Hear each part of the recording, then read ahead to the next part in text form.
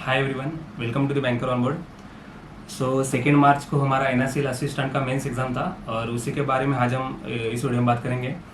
तो सबसे पहले मैं आपको बता देना चाहता हूँ कि उसी दिन मेरा आईडीबीआई जूनियर असिस्टेंट मैनेजर का इंटरव्यू भी था और एग्ज़ाम क्लैश हो गया, तो इसके लिए मैं इंटरव्यू नहीं दे पाया। मैंने असिस्टेंट का मेंस एग्ज़ाम ही दिया है और अब तक ही मेरा तीसरी बार है। एक बार आईबीपीएस क्लर्क मेंस और एनआईसीएल एओ का एग्ज़ाम क्लैश हो गया था, तो वो भी नहीं दे पाया। और एक बार आईबीपीएस पीओ मेंस का था और new national insurance company limited का असिस्टेंट का एग्ज़ाम था, तो वो भी नहीं दे पाया था।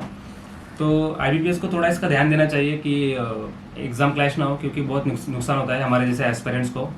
जो लोग सीरियस एस्पायरेंट्स हैं उनको पता होगा, उन्होंने एग्ज़ाम दिया होगा। तो सो एनआईसीएल असिस्टेंट मेंस के एग्ज़ाम के बारे में बात करते हैं।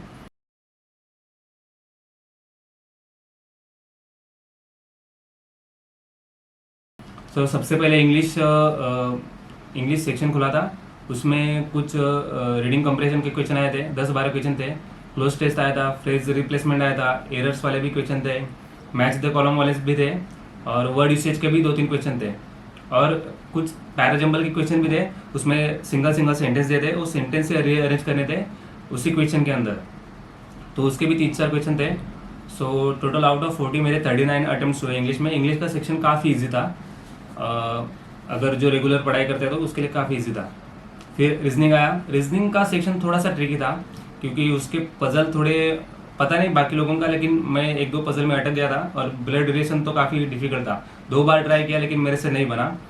तो ईयर बेस्ड पजल थी, फिर डेजिग्नेशन बेस्ड भी थी, उसमें 2 वेरिएबल थे और एक लीनियर अरेंजमेंट का क्वेश्चन था, उसमें 7% थे और एक सर्कुलर अरेंजमेंट का भी क्वेश्चन था, उसमें 8% थे और इनवर्ड आउटवर्ड था। मिनिमम मैक्सिमम दिया नहीं था कि कौन शायद नॉर्थ वाले मैक्सिमम थे, इनवर्ड ऐसा कुछ था। सो मेरे 26 अटेम्प्ट्स हुए और अगर मैं शायद पजल में ना अटकता तो मेरे 30+ भी जा सकते थे, बट थोड़ा सा ट्रिकी सब्जेक्ट था। उसके बाद क्वांट का सेक्शन था। क्वांट काफ़ी इजी बोल सकते हैं क्योंकि मेरे उसमें 35 अटेम्प्ट्स हुए और एक्चुअल में सब्जेक्ट बहुत ईजी था। उसमें कुछ अरिथमेटिक के क्वेश्चंस थे, शायद मेरे अरिथमेटिक की 5 क्वेश्चन छूट गए और 2 DII थी। उसमें एक बार ग्राफ वाली DI थी, उसमें डिफेक्टिव और नॉन डिफेक्टिव प्रोडक्ट्स का टोटल दिया हुआ था और उसका डिफरेंस दिया था, तो उससे हमें डिफेक्टिव और नॉन डिफेक्टिव के टोटल निकालने थे, उसको DI सॉर्ट आउट करके। उसके बाद डबल पाई चढ़ाई थी, उसमें मेल फीमेल का डेटा दिया था और क्वेश्चन थोड़े लेंदी थे लेकिन DI बहुत ईजी थी।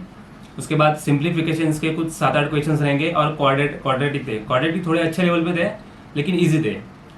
तो मेरे 35 अटेम्प्ट्स हुए और कंप्यूटर सेक्शन बहुत ईजी था। उसमें भी मैंने 25 जो क्वेश्चन थे वो एकदम करेक्ट, मतलब मुझे लगते थे वो करेक्ट किए, और जो 50% थे वो 9 क्वेश्चन मैंने अटेम्प्ट किए। सो टोटल मेरे कंप्यूटर में 34 क्वेश्चन अटेम्प्ट हुए। उसके बाद जीए सेक्शन, जीए का काफ़ी डिफिकल्ट था।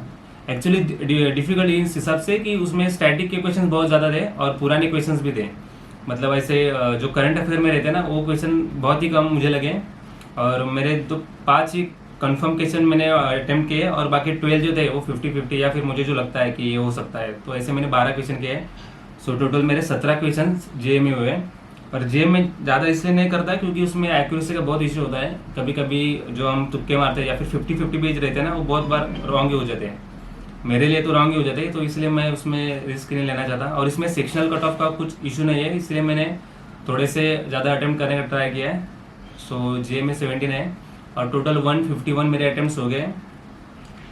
तो ओवरऑल पेपर बहुत ईजी था। थोड़ा सा रीजनिंग का मुझे ट्रिकी लगा और जे का तो कुछ अलग ही आया था, तो इस हिसाब से ये पेपर गया है।